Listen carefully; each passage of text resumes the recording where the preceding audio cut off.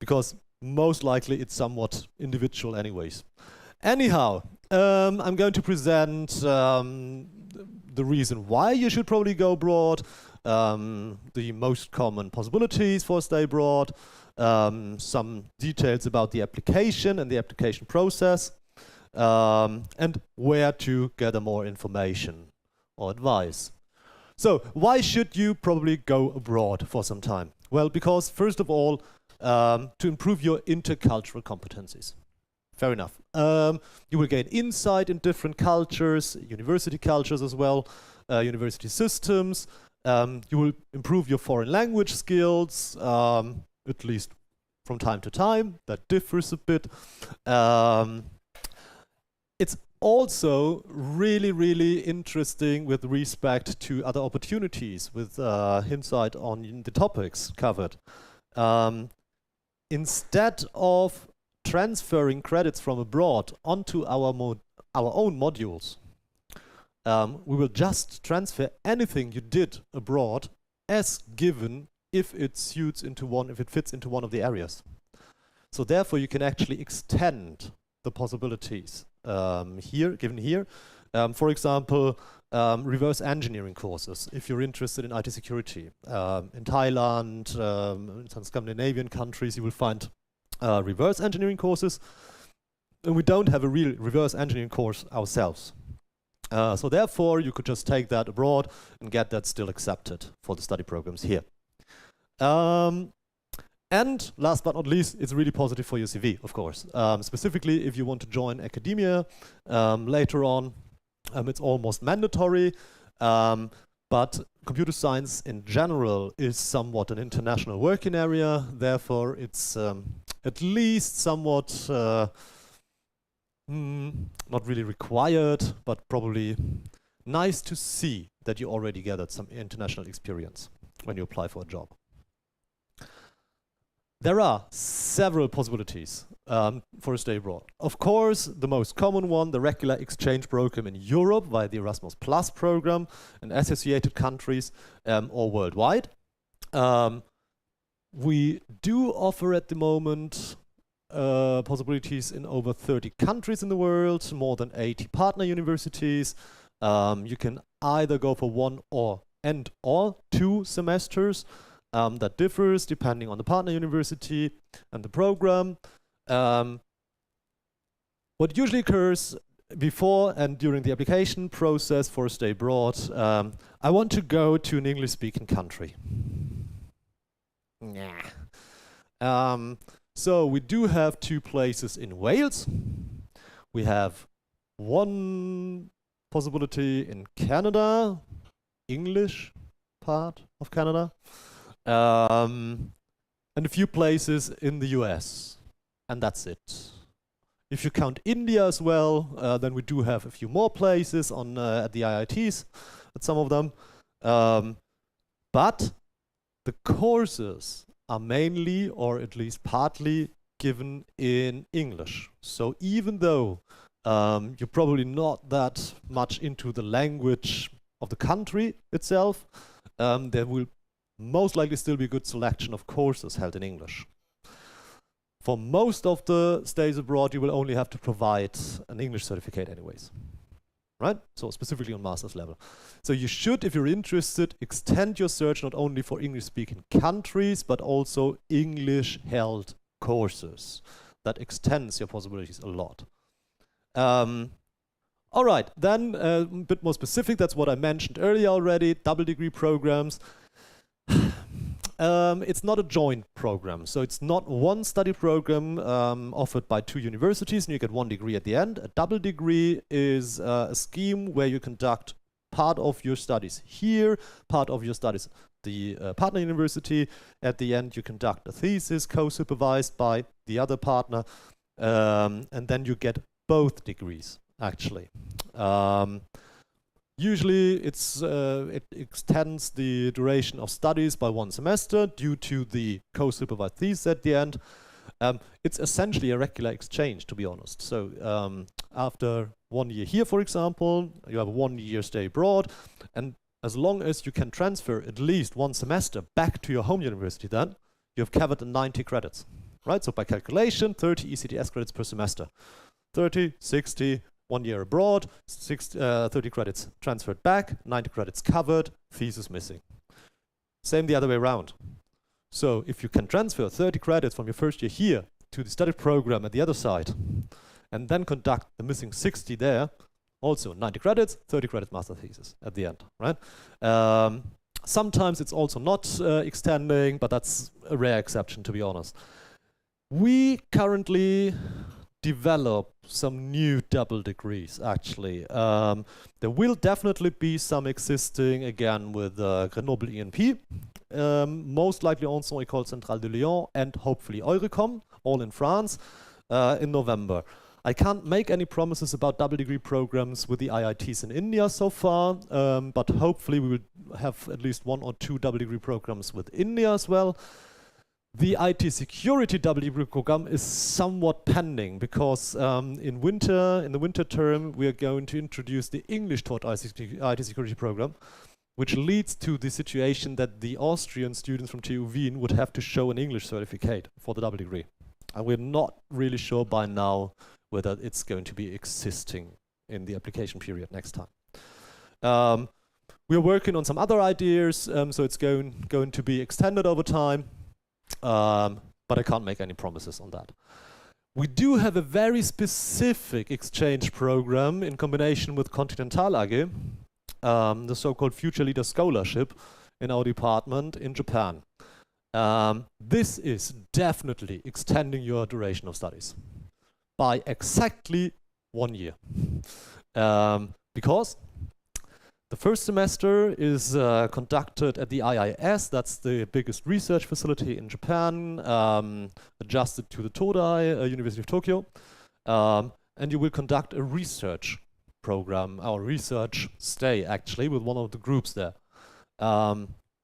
Internships can't be accepted for a study program, so the most you can get out of that is the so-called Studienbegleitende Leistung, right? Seminars, labs, and whatsoever, up to the complete amount of credits in this area. So that's something we can easily do. Besides, no chance to conduct any regular courses at the University of Tokyo. The second semester is an internship with Continental Japan. So it's really helpful for your CV, it's really interesting, it's an additional possibility for Japan, but it's definitely going to extend your studies a lot, right? So you have to make sure that your motivation is definitely high enough and that you want to gather exactly these competencies. Then there are Hessen-wide programs and additional options for the US. Hessen, Massachusetts, Hessen, Wisconsin, and there is Hessen, Queensland in Australia as well. Different application process, and just a sec.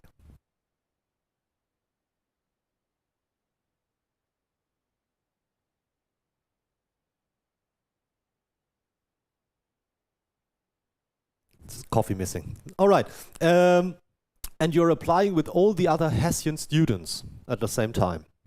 A lot of places, a lot of possibilities, because several universities from the different states, either in the US or Australia, are participating as well on the other side. And you can actually apply as well for the Hessen programs as goes for the regular exchange programs, because the deadlines are slightly different and we get to know whether you're not accepted, and then you can still follow the regular application process. So that's also a very good additional possibility if you want to go specifically into the US or probably Australia. What you can do as well, you can just go abroad. Your decision, right? But then of course you may have to pay the fees. With respect to the transfer of credits, no difference at all. You can get advice, what will be transferred, as long as you bring back a transcript of records with the courses on it. It will be transferred if it's suitable for your degree. That's it. And yet, some countries have very high fees, of course, or are not accepting so-called free movers. Anyways, you have to look that up on your own. We're not of help for any formal processes then or whatsoever, but contentially it doesn't differ, actually. Last but not least, internships, research stays. There's one possibility that might enable to conduct a thesis abroad, actually. The so-called Erasmus Plus internship system, or the internship nowadays. And we don't have to have a partnership with a research institution, or actually higher educational institution, HEI. It just has to be part of the Erasmus Plus system. It can be research facility, it can be university, in any of the participating countries, and you just need an invitation letter from the other side, actually. Very short lead time compared to the regular process. And you're not allowed to conduct any regular courses, and you have to stay I think 6 months, and you have to do a research stay. So it's perfectly fitting a master thesis, actually. You still have to have a supervisor here, but if you get a topic, and all our professors are somewhat connected across Europe, you could ask them whether it's possible to convince a colleague from somewhere else to invite you for a few months. And then you have a very specific but a very interesting stay abroad, because you're actually attending group and working on research level with them. Plus, you get the Erasmus Plus internship, so the scholarship. So it's also cross-funded a bit. Any questions to these possibilities so far?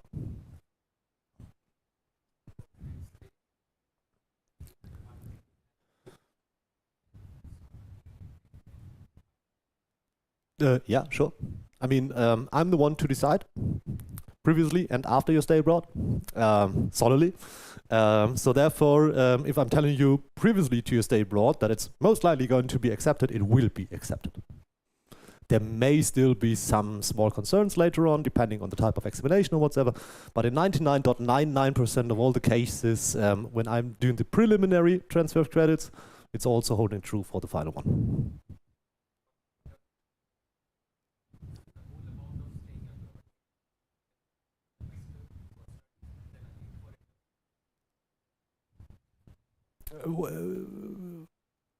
You mean this possibility here?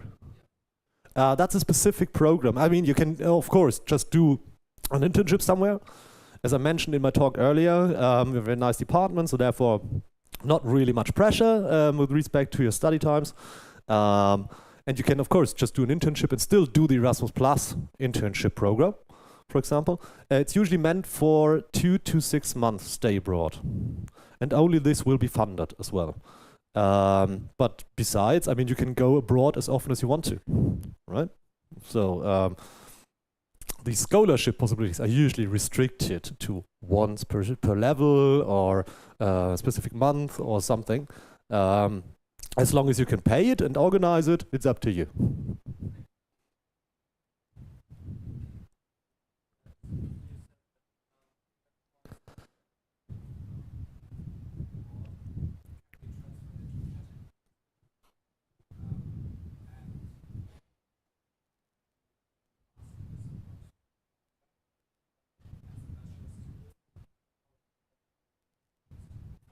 Same. Okay, the question is, bachelor students have a bit less freedom of choice for the courses. How is it working out compared to master's programs with the transfer of credits after stay abroad? In any case, so the biggest issue with the stay abroad for bachelor students is the transfer of credit onto mandatory courses anyways. Bologna Lisbon, Bachelor Master System Europe, as defined in the contracts and agreements, states that for a transfer of credit onto a mandatory module, it has to be very, very close by. So, for example, it's not possible to transfer a course from abroad if the amount of translated to ECTS credits is less than 2 credits lower, for example, than our course. More credits, no problem at all, naturally. But for example, 5 credit mandatory course here, if you conduct something abroad for 3 credits, it's already somewhat a problem to transfer it, right? Plus the content has to match in a very high way, because the mandatory courses are defining the outgoing competencies of the study program. And we have to secure the same. For the electives, no difference to the master students, right? Same elective areas, exactly the same. That's also the reason why we recommend to stay abroad for bachelor students rather towards the end of the bachelor, to enhance the course selection possibilities. Plus, it's our decision where to transfer the credits to, if it's fitting. So you can just transfer a few credits you passed abroad into the bachelor to complete the bachelor elective area, for example, spare the rest ones, change to the master's program, and then get the rest accepted. So that's definitely a recommendation in the bachelor's program, rather towards the end. In the master's, rather towards the beginning. Way too late for all of you. I'll explain that in a sec. Did that answer the question so far? Perfect. Any other questions? All right. So, there are some questions you should ask yourself before you actually prepare or apply for a stay abroad. When is the best time for a stay abroad for me personally? That's really a very individual thing to answer, right? So there's no right or wrong here. It's just up to you. There are, of course, some more generic constraints. The longer you wait for a stay abroad, the less possibilities you will have closing the gaps in your study program here. Then you have to select a partner or a possibility that really suits your personal way of studying, right? The earlier you go abroad, the more possibilities you have just to select, get them accepted here, and then complete your degree here.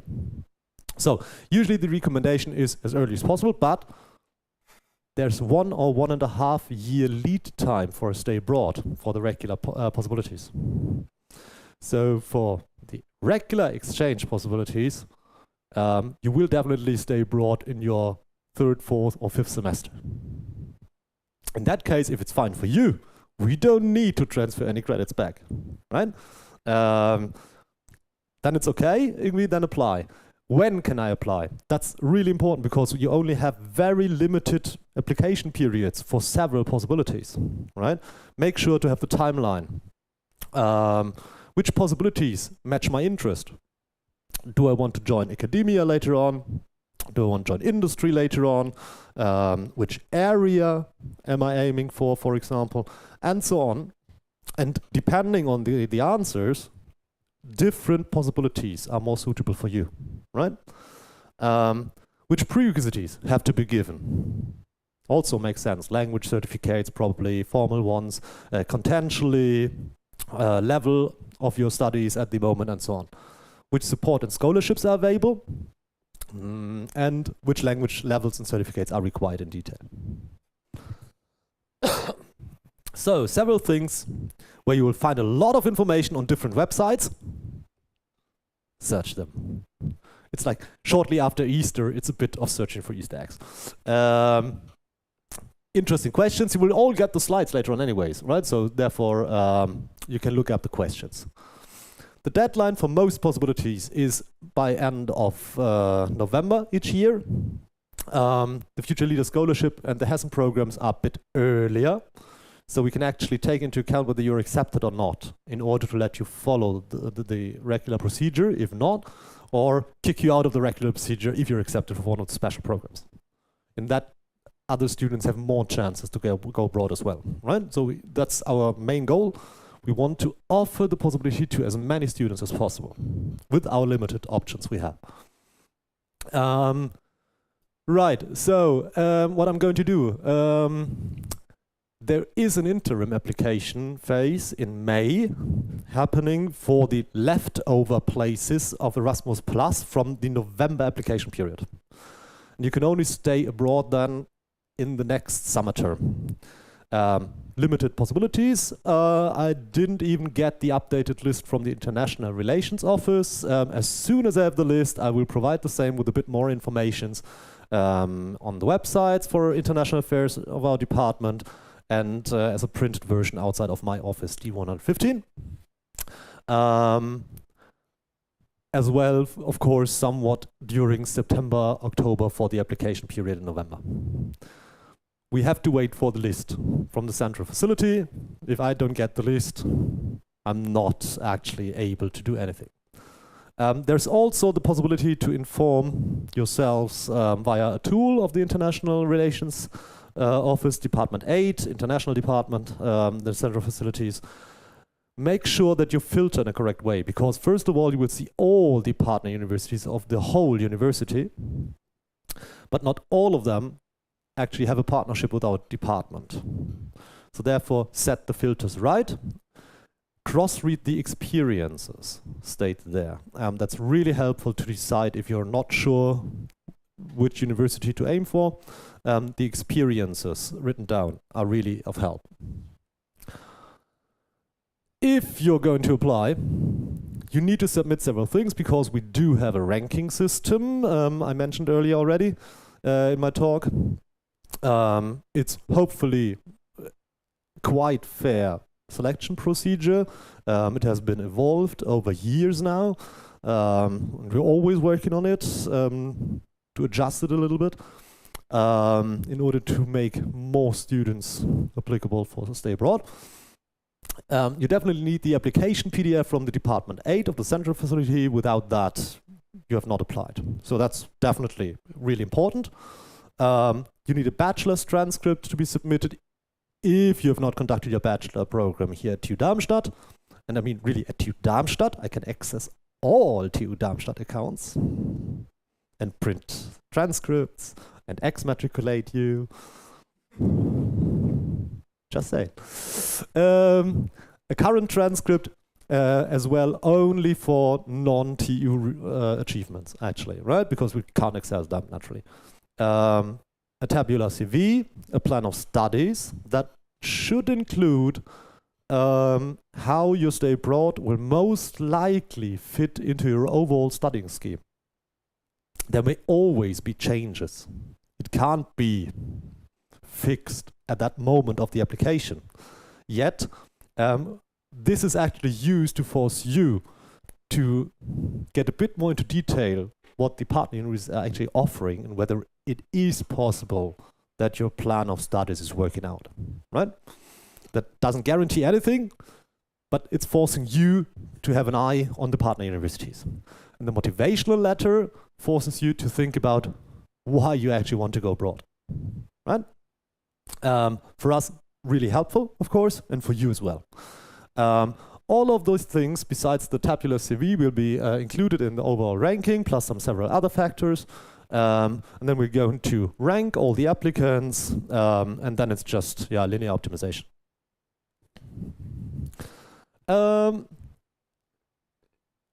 Why do we have a 1 to 1.5 year lead time for your stay abroad? Well, that's the application in our department. So you have the application period in November, let's say. Then you have to submit all the documents required till end of November. We have some spare time till mid of December to finalize our first ranking. Then we're going to send all the available places to the students who can't be selected because they dropped out of the ranking at some point. Then there's an ad hoc system to select some other options till after the winter break. On January 15th, we have to deliver our suggestions officially to the department, international department in the central facilities. They are checking the formal conditions again, because we're doing that as well. Then you will get an email where you have to sign, yeah, I accept my nomination, whatsoever. Then you're going to be nominated at the partner university. Depending on the country or area or your semester you're aiming for your stay abroad, you will then, from March till somewhat autumn, have to apply at the partner university again, probably with different documents required, like recommendation letters or something. And if they accept you, then you're safe. Totally easy.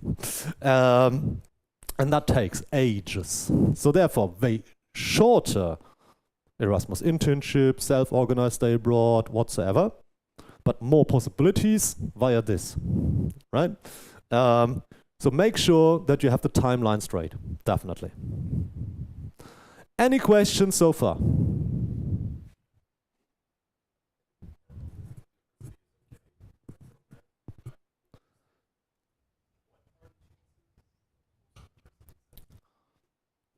99.99%, because we are sorting out all the applicants that are not matching the criteria of the partner universities, hopefully. Sometimes we miss something. For example, Télécom Paris Tech, Paris, France, they want to see an average CGPA, average grade of at least 2.0 or better. UBC, Canada as well. US, way worse than 2.0, quite higher chances. Japan, if you apply and you're not enrolled in the master's program while you apply there, so in March, April, or at least join the master's in April, then in the summer term afterwards, you will be rejected due to formal criteria.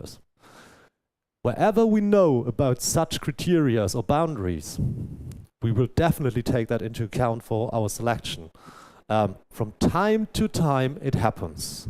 Most likely then because the applicants missed some important document for the partner university, for example. If you're nominated and you fulfill the criteria, there shouldn't be any reason to reject you, right?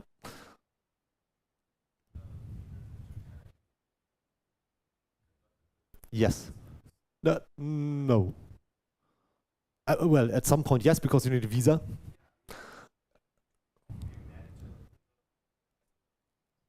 No. No, that's done by the IIS or Continental Japan. And this is a specific selection procedure. You have to be selected by a department, first of all. And then there are interviews conducted by Continental Europe, Continental Germany. So it's first filter in our department, second filter based on the paperwork by Continental. Then there are interviews. Then they met the final decision, or meet the final decision. Then the data is provided to the IIS, because what I learned a few weeks ago, Continental Germany is something completely different as Continental Japan. They don't talk to each other. Not at all. And there's a bridging factor. This is the research institute at Todai, IIS. And they are the ones where you have contact regarding visa, the research intern, but also the work allowance afterwards and whatever. And the professors there are dealing with the situation. Yes, it's a future leader scholarship. It's actually paid quite good, to be honest. No, that's actually paid by Continental, completely. The IIS itself offers some scholarships for free moving students as well, and they get some money from the government, actually. But the Future Leader Scholarship is completely funded by Continental itself. At least that's what the responsible professor a few weeks of the IIS told me. Any other questions? All right. Yeah.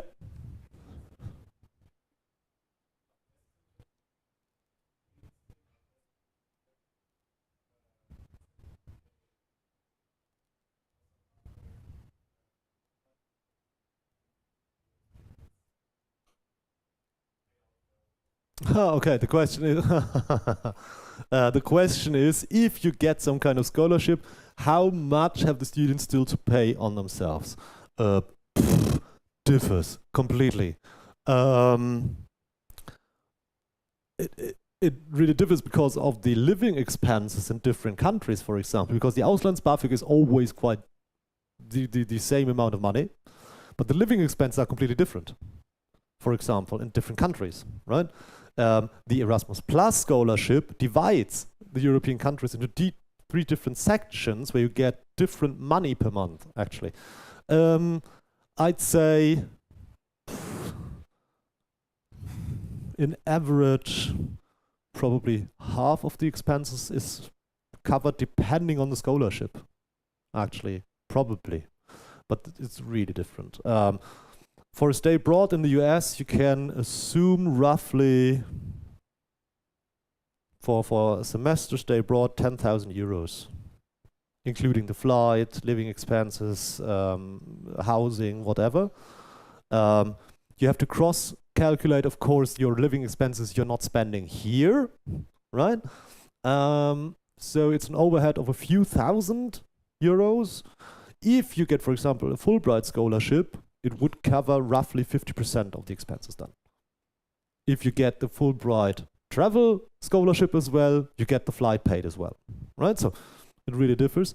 In Europe, yeah, also roughly 50% probably.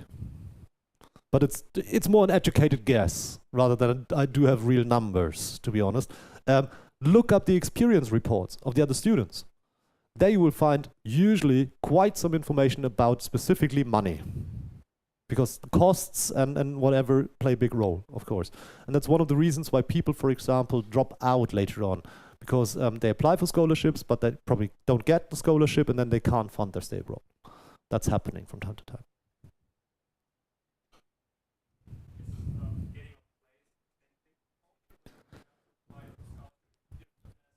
Right, okay, question is getting a place via one of the programs the same as getting a scholarship? Depends. If you get a place in the Erasmus Plus system, you automatically have the Erasmus Plus scholarship included. That's an automatism. For each and every stay abroad overseas, so outside of the Erasmus Plus, you have to search for scholarships on your own. And then it's a completely different thing to do, actually. With the Erasmus Plus internship, also the Erasmus Plus scholarship automatically included. But only for 5 months, for example, per semester. Because the most other countries have 5-month semester times, or even trimesters, and fall and spring and whatsoever. So you can get actually topmost 10 months out of a year with the Erasmus Plus scholarship. Therefore, also can't actually be completely covering all the expenses. There are some possibilities. There's a website from the central facility, plus you can look up the DAAD scholarship website, where you can search for scholarships for different countries, for different levels, for different areas of studying and whatsoever. That might be the best first shot to search for scholarships. All right. Any other questions? How long do I have actually for this talk? An hour, right? Then I'm now going to talk way slower. No. Okay. How to get the more information? Look at the website, drop by, ask fellow students, definitely. Read up the experience reports. To be honest, I'm currently roughly stuck with 2,500 unanswered emails. So if you have some spare time to wait for an answer, or if you just want to test your luck, just send the questions via email. If you want to get an answer earlier, probably just drop by in my consultation hours. I have defined my consultation hours topic with respect to the topics, yet I don't care. So if you can make it either on Tuesday or Wednesday between 10 and 12, just drop by and ask either advisory questions or exchange questions. Completely fine. We can also agree upon another appointment, but then I have to read your email first, so it might take some time. We have the departmental websites, the International Relations Office websites. On their websites, you will find this whole platform for all the possibilities given. We can already look that up. And we are at the moment planning for an informational event from the department by end of summer term. And there will be the so-called Go Out campaign happening again. A lot of informational talks and small fairs and whatsoever offered by the International Relations Office. We can ask a lot of questions depending on different countries, areas, scholarships, for example, and so on and so forth. And that's essentially it already, as I promised, some generic information. Any specific questions?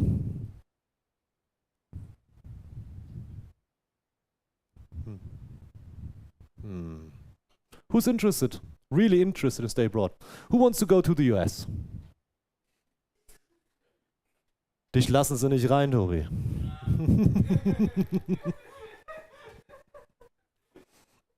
Okay, Asia. Any other country besides Japan?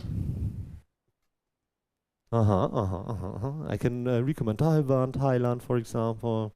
Way better chances. South Korea as well. So the rest of you, Europe, most likely, right?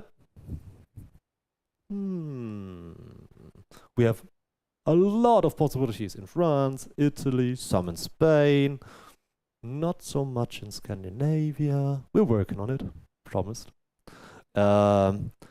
We do have some interesting possibilities, for example, also in Romania or Poland, but no one ever wants to go there. We do have some really good research cooperation as well. Who has already informed him or herself about the possibilities? Any one of you? Okay. For you, it's going to be way easier to apply later on. Sorry for the others. But you have some spare time, right? I mean, the next application period is now in May. If you want to go abroad via Erasmus Plus, next year summer probably. Interesting, some have drawn back their application, so there are probably some interesting possibilities left. Not that much, to be honest, but a few of them. For all the possibilities again in November, so you have some spare time to prepare. Just think about what's more important for you, finishing the program faster or gathering intercultural competencies. For example, we on a regular basis have students who finished their masters here already, but still conducting a stay abroad for at least one semester. Then you're completely free in your course selection, so no stress at all, for example, on your side. If you can get some credits transferred back, fair enough. If not, doesn't matter. It's less workload for us, so in general, it's probably something I'm not recommending because it extends your stay, your duration of studies. But at least it spares some interesting questions, probably. Might be a good idea to drop by again if you're back in order to finalize your studies here. All right, if there are no further questions at the moment, yeah.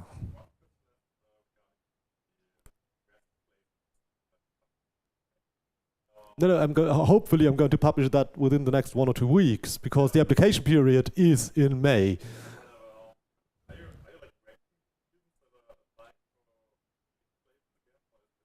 There is some, no, it is actually also, of course, it has to be a fair system, right? It's not that's just with the leftover places in the winter term. It's ad hoc, first come, first serve, but only after the regular application, right?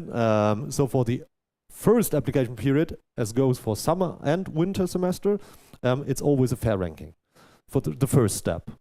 On the other hand, 120 applicants for stay abroad in November. The year before, 105. In the summer term, last time, 5 applications. Not really much concurrence so far, because now I stated it. It's quite likely to get one of the Erasmus Plus places.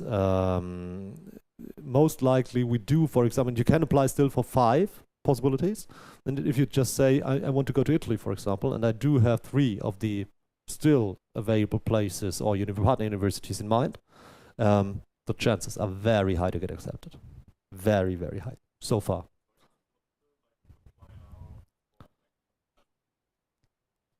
Right. And then you can still decide whether you want to postpone it or skip that, for example, because you're more interested in overseas. Then you could drop out and then apply again in November and whatsoever. Right. But have a look. Wait till I actually publish the list in order to see. I'm not really sure myself, and because some people skipped, some students, some places were available anyways. I'm, for example, also not sure whether the new partner university in Portugal is already included now in May. So there are always some uncertainties for me as well. Look up the list if something's interesting and you're fine with the stay abroad in the summer 2025, next year summer. Apply, because that's your best shot probably, because otherwise in the winter term you will have a lot of other students applying with you as well. And with a limited amount of places, it's more likely to not get accepted in the November application period. But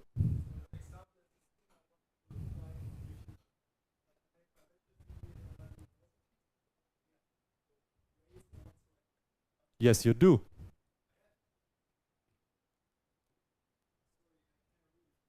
Only if the bachelor was not conducted at TU Darmstadt, only for achievements not conducted at TU Darmstadt, I then, of course, need the bachelor transcript with your application documents. And it will be cross-ranked. Right. And even if you have not yet completed the bachelor's, we're ranking current grades against final grades as well, right? So because we need to take into account what we get from the applicants, right? Any other questions? We still have 30 minutes left. Nein, nicht? Länger? Weniger? Okay.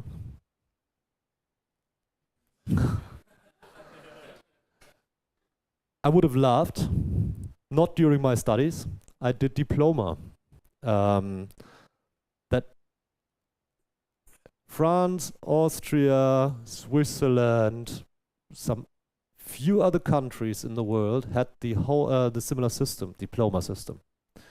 Not really comparable with other countries. For example, the Diplôme d'ingénieur, still existing in France a lot, is not comparable to the Diplôme computer science here in Germany at that time.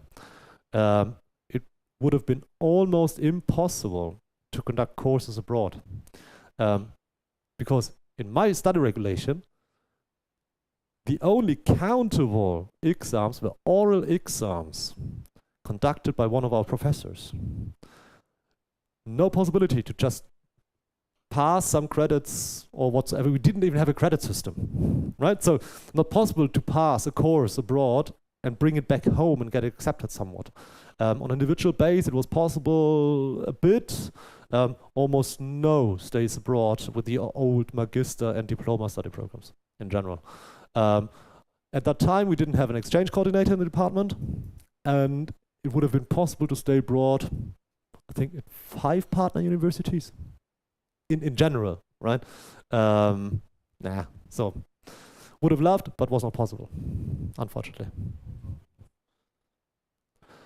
The possibilities enhanced, yes, a lot, due to this course system in the Bachelor Master. That's one of the few benefits from my personal point of view of the Bachelor Master systems. Not even transferring credits in Germany, for example, but the possibility to stay abroad for some time and still get back some credits and don't lose time. That's definitely benefit of Bologna Lissabon, of the Bachelor Master system, definitely. On the other hand, in our diploma system, I mean, I was greeted by the dean at that time. You know that the regular duration for your studies is 9 semesters. If you make it in 13, you're fine. That was my greeting when I started here, right? So if someone went abroad, we all did that on an individual base and more with work and travel, for example, during our studies or something. So we gathered a lot of international experience. I went backpacking to India directly after my studies for 5 weeks, for example. So I gathered my international experience, but not with respect to the studies. Any other question? Yes. Recommend me. Recommendations of students, of professors, postdocs, recommendations of the International Relations Office, international colleagues dropping by and asking whether we can have a cooperation, strategic cooperations of the university extended, some projects like Unite, for example, where other universities can join afterwards, and then of course they're going to be partner universities at some point. We usually look up the course offers to see whether it's at least possible to have a full semester in English on any level, if applicable. And if it's not, besides other factors, right? I mean, if it's just interesting for research cooperation of a specific professor, it might still be the case that they don't offer that much English courses. But in general, we're looking up, can our students take courses in a sufficient way? Is the level somewhat okay?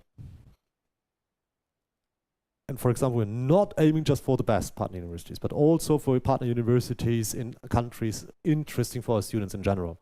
but they might be more hands-on or comparable on different levels, for example. That's not our real or most biggest issue or concern here for the selection. Then, of course, non-self-paying, if applicable somehow, because we could have a lot of US American partner universities, but then you would still have to pay the fees completely, so there's no benefit of creating a contract then. But these are usually the things we're starting with, and then it differs what they aim for. Usually our exchange possibilities are not bound to specific study programs, just onto the level of studies, bachelor's, master's, for example. It could be the case if someone is interested specifically, more for the double degrees, but specifically for an AIML program, for example, then we of course have to look whether it's possible to conduct sufficient amount of credits in this area, for example. But that's essentially it. Why? Do you have suggestions? So at the moment we're working on getting KTH back, Oslo, Keio University in Japan, IITs India, as I said, double degrees. We do have a new cooperation with Portugal. I would highly love to have something in Scotland and Ireland, because they don't have big fees. That's usually the blocking stone for the UK universities in general. With a contract, you agree upon that no regular fees have to be paid, right? So the study fees, we don't have any, and they lose a lot of money. That's the reason why they're usually not that fond to create partnership contracts. And that's one of the reasons why it's so hard to get new partnerships with the US and UK, for example. But Scotland and Ireland have way lower fees usually, and some have none. So Glasgow, for example, I would really love that. But it's going to take ages, to be honest. I mean, start searching, then it's helping the next batch, most likely. Not the current one, because it takes somewhat between half a year and 2.5 years to finalize all the details, depending. So that's essentially it. Otherwise, no real other factors to be included, to be honest. If you have suggestions what we could look out for, let us know. We're changing our process anyways in the near future. I'm always happy about input. Any other questions or input?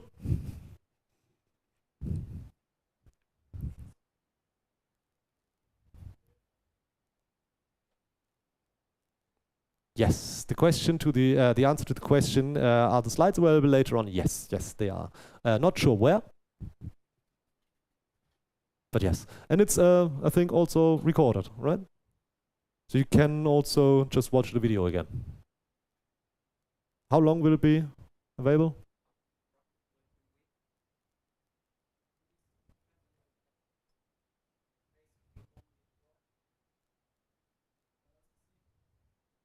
I don't care.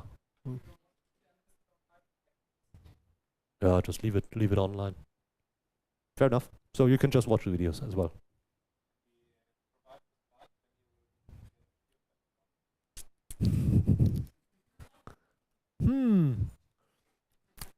To be honest, exactly the same slides as last semester. Psst.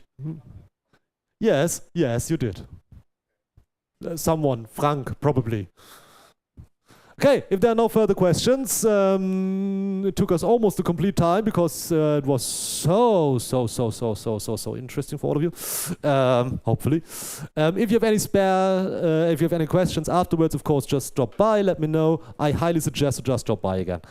If there are rows outside of my office, I'm usually taking some extra time, right? So just then probably go have a cigarette or a coffee and drop by a bit later. I'm extending my consultation hours if somewhat applicable, as long as the students are still standing outside of my office. All right? And if you see me running around or in one of my external offices, in this direction or in this one, that's where we're allowed to smoke, just talk to me. No problem at all. If you have some questions, just let me know in any way, right? All right, then have a nice day. I think that socializing is coming up, right? Yes, exactly. Perfect. Thanks again. Have a nice day. Enjoy the sun because tomorrow it's going to be really, really bad. See ya.